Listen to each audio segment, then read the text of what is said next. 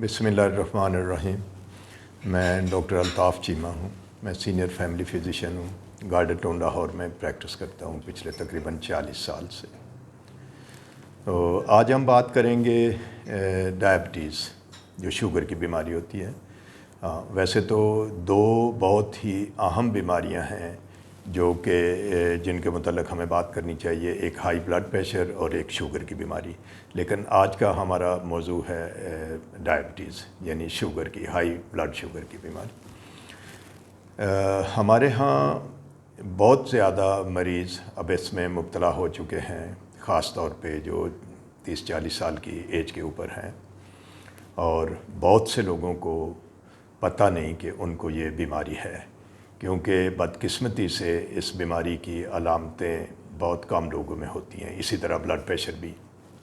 इसलिए वो जिन लोगों को अक्सर को पता नहीं है और जिनको पता है वो सही इलाज नहीं करवाते, चूँकि उनको कोई तकलीफ़ नहीं होती बज़ाहिर, लेकिन अंदर ही अंदर उनके जिस्म में मुख्तलिफ़ जो वाइटल आर्गन्स हैं, जैसे दिल, दिमाग, गुर्दे, आँखें, इन चीज़ों पे उसका असर हो रहा होता है, और आखिर कुछ सालों बाद उनमें से कोई ना कोई आर्गन फेल हो सकता है।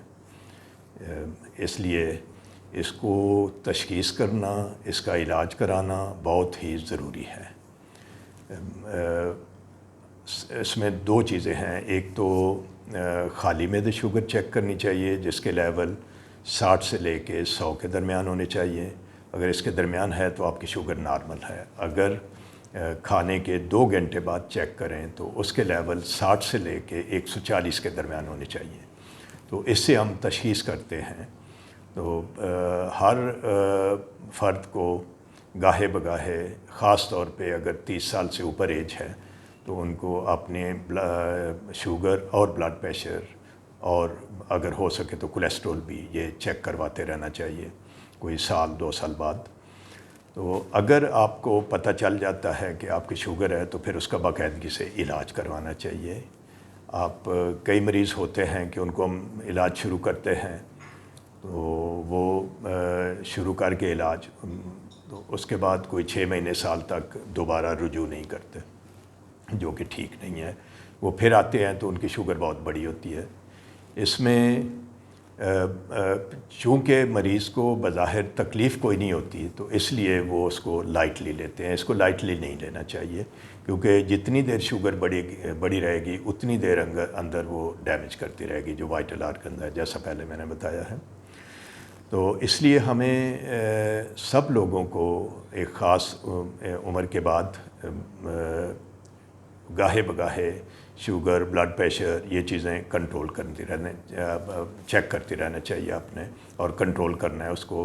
बाकायदगी से दवाई लें, और दवाई के साथ साथ आप लाइफस्टाइल चेंजेस, जिसमें कि आप वेट को कंट्रोल करें, रेगुलरली एक्सरसाइज करें, अगर स्मोकिंग करते हैं तो वो बंद करें, दवाई बाकायदगी से खाएं और बाकायदगी से चेक कराएं, क्योंकि हर मरीज़ की डोज़ डिफरेंट होती है। इसलिए हमें मरीज़ को कोई चंद दफ़ा 2-4 हफ़्ते बुलाना पड़ता है उसकी डोज़ एडजस्ट करने के लिए, कि एक दवाई से हम शुरू करते हैं, अगर वरना दूसरी दवाई ऐड करते हैं। अगर दवाइयों से कंट्रोल ना हो तो फिर हमें इंजेक्शन पे, इंसुलिन पे जाना पड़ता है।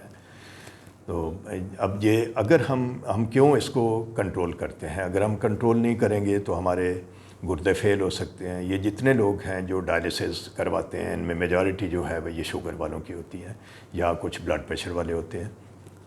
इसलिए और हार्ट अटैक हो सकता है, क्योंकि अमेरिकन डॉक्टर्स तो कहते हैं कि आप शुगर वाले मरीज़ को ये समझ के इलाज शुरू करें कि उसको एक हार्ट अटैक हो चुका है। इसके अलावा फालिज का ख़तरा होता है, वो दोनों ब्लड प्रेशर, शुगर, दोनों बीमारियों में। उसके अलावा आँखों का जो है बिनाई जा सकती है, क्योंकि उसमें अंदर ब्लीडिंग हो सकती है, अंदर क्लॉट्स बन सकते हैं। इसलिए अगर आप ब्लड प्रेशर, शुगर कंट्रोल नहीं करते तो आपकी ये सारी जितनी हैं। उसके अलावा जो हम कॉमनली देखते हैं अपने पेशेंट्स में, वो है कि पेरिफेरल डायबिटिक न्यूरोपैथी। इसका मतलब है कि मरीज़ कहते हैं जी कि हमारे हाथ पांव सुन्न हो रहे हैं या दर्द होती है, रात को मरीज़ सो नहीं सकते। हम कई मरीज़ हम रोज़ाना देखते हैं जो कि رات کو بیچارے ان کو یا تو برننگ ہوتی ہے یا ان کو ٹنگلنگ سی ہوتی ہے یا ان کو پین ہوتی ہے تو وہ سو نہیں سکتے، تو اس میں بھی وہ بھی شوگر کنٹرول نہ رہنے کی وجہ سے ہوتی ہے۔ اس لیے شوگر کو کنٹرول کرنا انتہائی ضروری ہے۔ اس کے لیے بھی دوائیاں پھر ہمیں دینا پڑتی ہیں، لیکن وہ دوائیاں جو ہیں وہ ٹیمپریری ہوتی ہیں، وہ صرف اس کی پین کو، تکلیف کو تو کم کرے گی، لیکن وہ اس بیماری کو ان کی جو وہ ختم نہیں کر سکتی۔ دوائی لیتے رہیں گے تو اس سے بہتر رہیں گے۔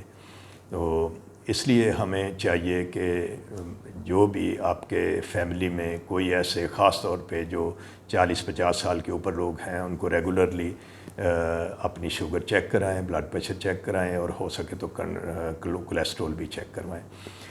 ان کے چیک کرنے کا یہ فائدہ ہوگا کہ ہمیں پتہ چل جائے گا کس مریض کو بیماری ہے شوگر کی، کس کو بلڈ پریشر، کیونکہ بلڈ پریشر کی بیماری میں بھی اکثر لوگوں کو کوئی بظاہر کوئی تکلیف نہیں ہوتی، اور ایک دن پتہ چلتا ہے جی کہ مریض کو فالج کا اٹیک ہو گیا ہے، ہاسپٹل جاتے ہیں، پتہ چلتا ہے کہ جی بلڈ پریشر تو بہت زیادہ 200 سے اوپر بڑھا ہوا تھا۔